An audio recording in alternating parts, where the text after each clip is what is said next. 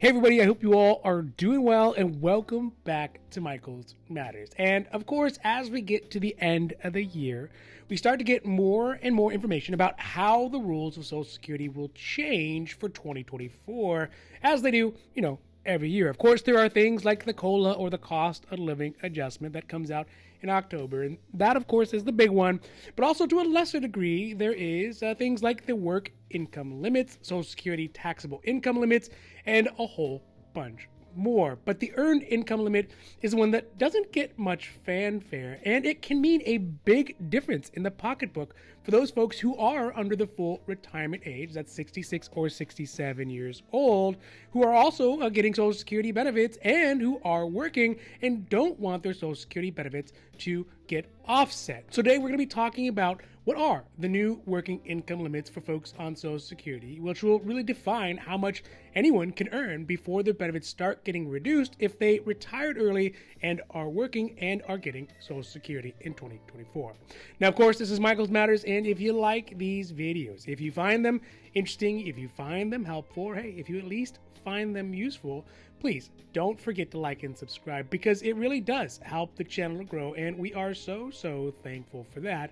But also because you get notifications when our newest and most informative videos become available. All right, now let's get down to the video. So let's talk about how the Social Security employment income offsets work to start off. Basically, Social Security was never really meant to be someone's only income in retirement. And in fact, it's meant to be just for people who are not really able to support themselves with work at all, which is one of the main reasons why there is some pretty harsh disincentives for people to start claiming benefits as early as they can, which of course is at 62 years old, and then continue to work. The target retirement age, or the full retirement age, is actually supposed to be at 66 or 67 years old, depending on when you were born. That is the point where someone is able to get 100% of their full entitlement Social Security benefits. For those individuals who choose to retire earlier before their full retirement age, they can lose to as much as 30% of their initial benefits, especially if they retire right at the earliest age at 62 years old. That aside, in addition to reducing someone's Social Security benefits for retiring early, if a person tries to supplement their lower Social Security benefits by working, after a certain point, the Social Security Administration will start reducing somebody's Social Security benefits based off how much income they earn during that year. Each year, these limits change, and usually they go up. But if you go over that income limit, then you are essentially beginning to work against yourself, because for each couple dollars more you earn over that limit, Social Security will reduce your Social Security benefits by a certain amount to match. Now, the limits for earning income in 2024 break down into two different categories depending on how close somebody is to their full retirement age, that FRA. For example, the limit for anyone who's under their full retirement age and receiving Social Security benefits for 2024 is at $22,320. This means that a person could still receive their Social Security benefits and earn up to $22,320.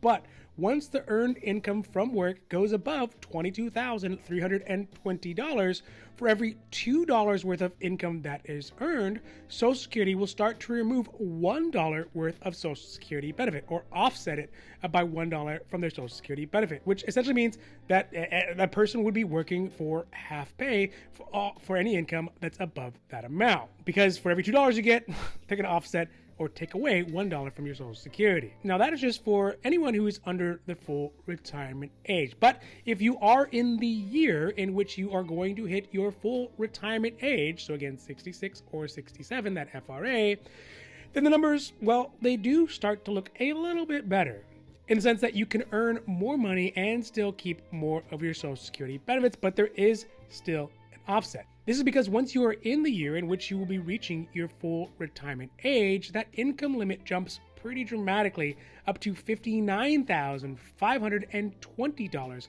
worth of earnings. So this means that if you are working only once you go over that $59,520 in the year in which you will be qualifying for your FRA. At that point, Social Security will begin reducing your Social Security benefits or offsetting your Social Security benefits by $1 for every $3 worth of income above that amount. Essentially a 1/3 cut in your pay for going over. So the limit is higher and the offset is lower, all at 33% instead of basically 50%. Now, last and briefly, there is one other level to this, which is for anybody who finally does reach their full retirement age at 66 or 67, because at that point, then you're able to work as many hours as you would like. You can earn as much income as you'd like, and there would not be any offset for it. So essentially, while you are under your FRA, there is a limit of 2-to-1. While you're in the year in which you will be reaching your FRA, you are 3-to-1. And once you hit your FRA or above, then there is an unlimited amount of money that you can work to earn. So needless to say, the offset is sort of a bummer, right? The way that Social Security structures the system. And I guess we can probably talk about why, at least speculatively, why they do this. But one thing I think that is important to notice is that these numbers, they do change every year. In fact, last year, for folks who are under the full retirement age, the income limit was lower at $21,240 a year. And then for people in their full retirement age, that number was at $56,520 a year worth of income. So that's where the limits were in 2023. That's, I guess, this year. For those folks under the FRA, this meant that in 2023 to 2024, the income limit increased by $1,080 a year in income, or about $90 more a month that a person could earn. Percentage-wise, this is about 5.08% increase, which is still pretty good because it is higher than the current rate of inflation. Now, for those folks who are in their FRA, so they are 66 or 67 in that year in which they are turning their FRA, the difference between the two from 2023 to 2024 is $3,000, or a little bit more percentage-wise at 5.31%. Which means that whether it is the under FRA or at the year in which they turn FRA, it's still going to be better than the current rate of inflation right now at the moment when this is being recorded at 3.7%. So it does leave a little bit of a gap in which you could earn enough income to, be higher than what inflation is. So, I think that is a good sign as well. And it is actually still higher than what folks are getting on the COLA, which was at 3.2% for 2024, just in case you didn't know already. So overall, when I think about these kinds of things and why this limit is still here, it doesn't make a ton of sense to me because, the calculation for someone's Social Security benefits, are the same. They don't change. You work the amount of time you work. The amount of money you put in is the amount of money you put in. Why, once you hit to this arbitrary number at 62, do you start getting your Social Security benefits offset by how much you're working? The numbers should all still be the same, right? Nothing changes because of your work history. And although I couldn't really find any specific reasons why policies like this are implemented, as I would imagine they are rarely recorded in the discussions that are had, and it was quite some time ago.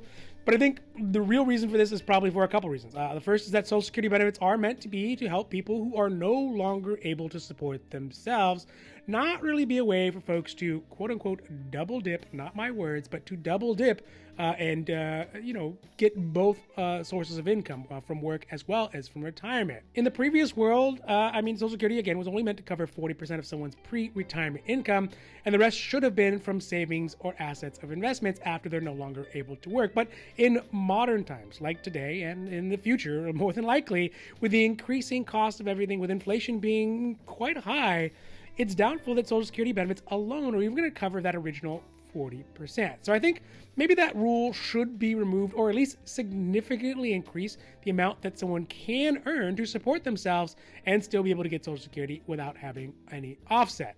So secondarily, I think obviously they keep this limit in place because, one, it would take a literal act of Congress to change it. We know how difficult that could be. Two, obviously preventing people from gaming the system. And I think that can be argued one way or the other. And three, because they really do want to keep money in the system for those folks who are no longer able to support themselves, or the spouses of people who can't support themselves, or the dependents. And I get that side of it. And it is not fair for really either parties, those who are working and paying in and getting offset, or those folks who need that to survive. So I get that side of it. But when we look at the way that the world is going right now. It just seems that, it's an antiquated thought, an idea that someone who's in their 60s obviously couldn't be working or shouldn't be working, or even this limit that's dissuading folks from working once they get into their mid-60s is just not right. There are so many opportunities for anyone to make money that, just because you're in your mid-60s doesn't mean you can't if you are able to and want to do so. And also, I think that it has a strange effect of dissuading people from working to improve their own lives. It puts them in a situation where they have to make a pragmatic choice about whether they want to continue to work and get their Social Security benefits potentially reduced, or to stop working, stop being productive, and then just start taking Social Security benefits. That doesn't seem like a great decision to put older Americans and retirees in. So overall, I think the limit really does need to be reviewed, if not raised, if not eliminated. But again, good luck. If that's something you agree with me on, you're going to have to write your congressperson. All right, so that's it for today's Michael's Matters, and I really hope that you found it interesting or helpful or at least useful. And if you did, please don't forget to like and subscribe, because it does help the channel grow, and we are growing, and we are so thankful for that. But also because you can get updates when our newest and most informative videos become available. So for Michael's Matters, I'm Michael, hoping that you take care of yourselves, take care of others, and have a happy, healthy